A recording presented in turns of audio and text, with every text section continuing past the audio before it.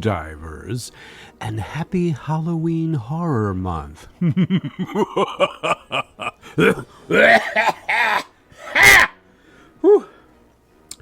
I'm Tom Feedy, skeleton polisher, Emmy Award-winning producer, and writer for Wang's Chop Movie Magazine. Welcome to the Deep Dive Podcast, Halloween Special, Halloween Horror Month, 2025, and all that other stuff. It's very special. Why? It's special in the same way my mommy says I'm special. Renowned horror author H.P. Lovecraft once wrote, "The oldest and strongest emotion of mankind is fear. And the oldest and strongest kind of fear is fear of the unknown."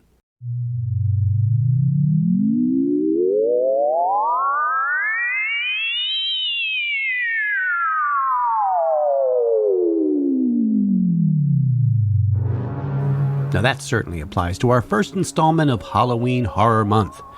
From the depths of the ocean to the most remote parts of the earth, there is much that is unknown to us here on this planet. But that pales in comparison to the greatest unknown of all, the universe around us. We, as mere humans on this spinning ball of rock, can't possibly conceive what lies beyond our tiny corner of the cosmos, the wonders it contains, and the nightmares it may hold. However, even though we can't know exactly what is out there, that hasn't stopped creative minds from weaving endless tales of what awaits humans in the final frontier.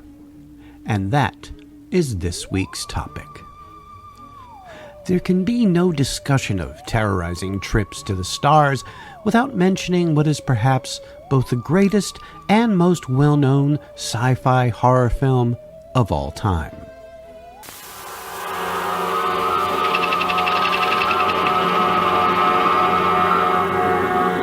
Attention to the crew of the commercial vessel Nostromo. A word of warning.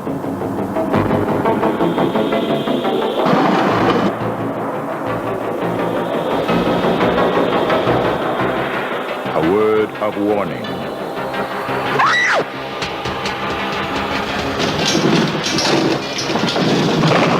A word of warning. Alien. Coming this summer to a theater near you. Ah, yes, the richly resonant tones of my favorite trailer voiceover artist, Percy Rodriguez. 1979's Alien was a truly monumental film, not just for star Sigourney Weaver, director Ridley Scott, or even Studio 20th Century Fox, but because it set an unbelievably high bar for sci-fi horror films. This was no man in a rubber suit waving his arms and snarling while chasing screaming, scantily clad women. Okay, well, there's a little bit of that, but whatever. This was truly visceral, no-holds-barred horror. Now, 2 years prior, Star Wars proved that space-based films, if they were done properly, could be incredibly successful. Now, Alien took the ball, or egg, and ran with it. In the film, a sleeping crew of a commercial space tug are awakened by a mysterious transmission. They land on a planetoid where the signal originated, finding a derelict alien spacecraft and some rather menacing-looking eggs. Well, one thing leads to another, and the crew is being chased and slaughtered by a seemingly indestructible alien creature, the Xenomorph. Like the film's tagline says, "In space, no one can hear you scream." But unlike space itself, films like Alien don't come from a vacuum, and one of the biggest influences for Alien came from a B-movie released 20 years prior. In fact, it's considered one of the very first sci-fi horror films ever made. I present to you, It, the Terror from Beyond Space.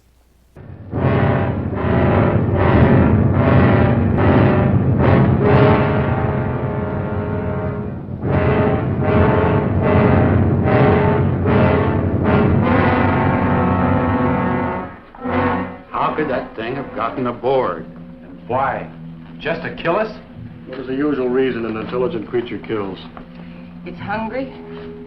What makes you so certain it's intelligent, Colonel? Not just an animal. Can't open the door to C compartment.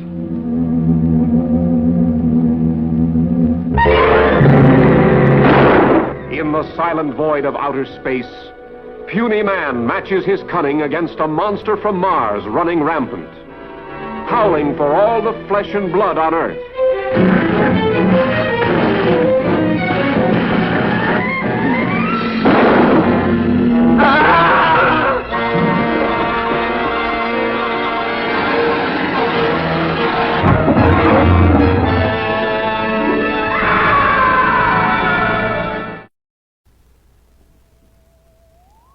Yes, way back in 1958, It, the terror from beyond space, scared unsuspecting moviegoers.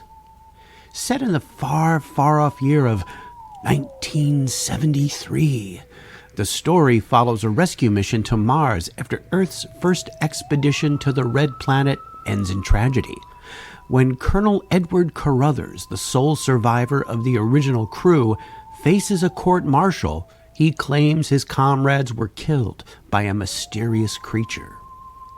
The rescuers suspect him of murder and keep him under guard until members of their own crew begin to disappear. It seems a relentless reptilian humanoid has secretly boarded the ship, feeding on the crew's blood as it stalks them through the ship's narrow corridors. Conventional weapons prove useless, forcing the survivors to improvise with creative, Home Alone-worthy tactics. Sealed hatches, electric traps, and finally, venting the ship's atmosphere in a desperate bid to destroy the alien before it reaches Earth. Sound familiar? Combining claustrophobic tension with post-war anxieties about space exploration, the film delivers a brisk, suspenseful narrative that helped shape the sci-fi horror film. It is available for rental or purchase on Apple TV, the Roku channel, and Prime Video. Check it out. Now, if blood-sucking extraterrestrials is your thing, why are you still listening if it isn't? Our next Alien Influencer's title puts it quite bluntly: Planet of the Vampires.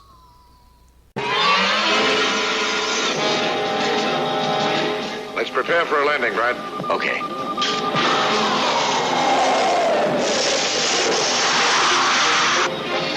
In a 40G gravity atmosphere, strange thing happens to man's body and mind. Barry Sullivan and Norma Bengell take you into the most fantastic science fiction adventure ever filmed. Emergency! Emergency! Conditions desperate. Little chance of survival. Help us. Mark, look! What have you got? The Galliot. Bert, get me a fix on this right now. Wes, Brad, controls. Planet of the Vampires. Harboring a form of life worse than death. Planet of the bloodless. Creatures who take men's bodies, but attack like vampires.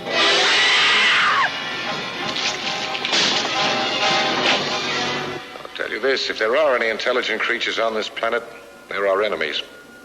In this outer space world, the living dead try to escape into life.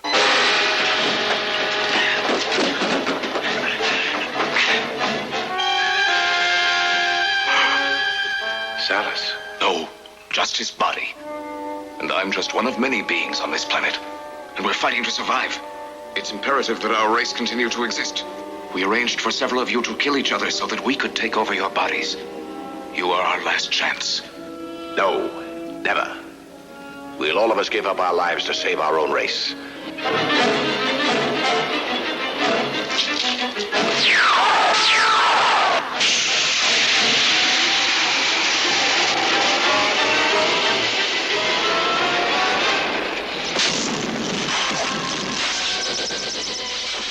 1965's Planet of the Vampires, directed by legendary Italian movie maker Mario Bava, is a film known for its eerie atmosphere and striking visual style.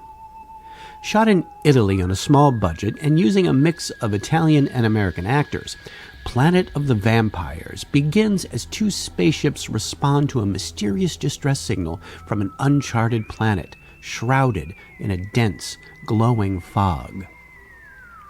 Upon entering the planet's atmosphere, the crews are gripped by a sudden violent compulsion to attack one another. The commander of one of the ships, the Argos, fights off the madness and regains control, only to discover that the other vessel, the Galliot, has crash-landed nearby with most of its crew dead. As the surviving astronauts explore the bleak, rocky landscape, they encounter the corpses of their fallen comrades, who soon rise from their graves and begin sabotaging the humans' efforts to escape. Now, these titular vampires are not bloodsuckers in the traditional sense, but parasitic energy beings seeking to inhabit living hosts in order to flee their dying world.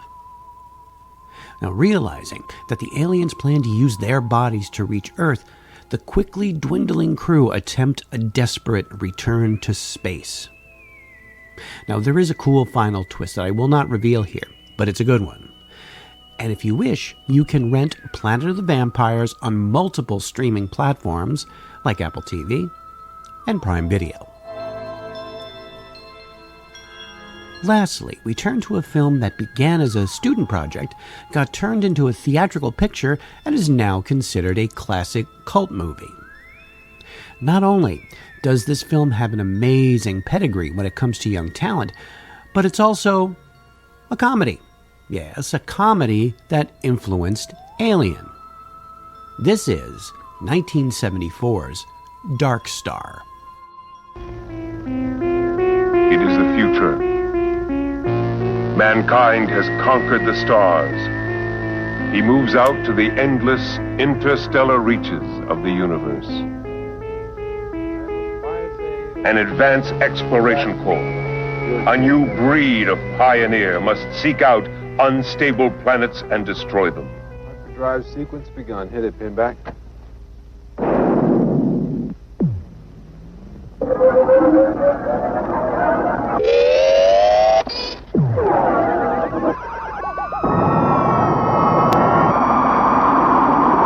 And you are on the mission of the 21st century planet smashers. Dark Star. 20 years in space, 1 million light years from Earth. Their job is to clear a path for the colonization of space. Back home in Malibu. I used to surf a lot, Talby. I used to be a great surfer. Travel in an infinite universe with mind-melting excitement from beyond the stars.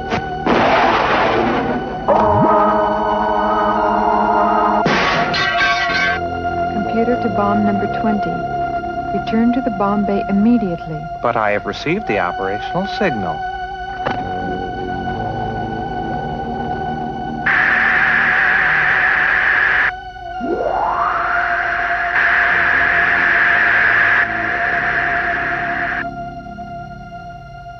Hello, Bob. Are you with me? I wish I had more time. Why don't you have more time? Because I must detonate.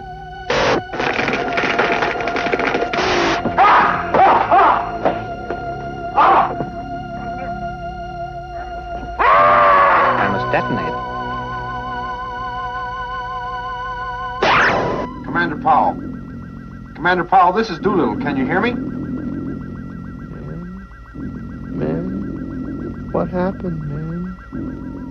Hey, Bob. Confirm. Power drive sequence activated. Roger, retracted. Lock all defensive systems. Dark Star. They are not lost in space. They're loose. Tired, weary crew of the spaceship Dark Star, whose mission is to destroy unstable planets that threaten future colonization routes. After spending 20 years in deep space, the small team, Commander Powell, now cryogenically frozen after an accident, Lieutenant Doolittle, Sergeant Pinback, and a couple of equally disillusioned shipmates, has grown bored, irritable, and ultimately careless. Their problems escalate when an alien creature, literally a beach ball with feet, escapes confinement, leading to a rather silly chase through the ship. And there is an intelligent talking smart bomb that arms itself prematurely. The crew tries to convince it to disarm in a desperate attempt to avert disaster. Now, it's an amusing and interesting movie blending comedy, sci-fi, and some deep philosophical issues. Dark Star itself was directed and co-written by John Carpenter. Yes, the same John Carpenter that directed the original Halloween, The Thing, Escape from New York, and many other great genre films. Now, the other co-writer was a man named Dan O'Bannon. Now, if that name doesn't ring a bell, well, he also wrote the screenplay for another sci-fi horror movie, the original Alien itself. O'Bannon said that the cramped, dysfunctional crew dealing with an alien on the loose planted the seeds for Alien. Thankfully, though, they did not use a beach ball with rubber feet that time. Now, Dark Star is available on many, many streaming platforms, including the usual suspects like Apple TV and Prime Video, but also Roku, Shout TV, Vudu, Tubi, and others. It's a short movie and a fun watch. Highly recommended.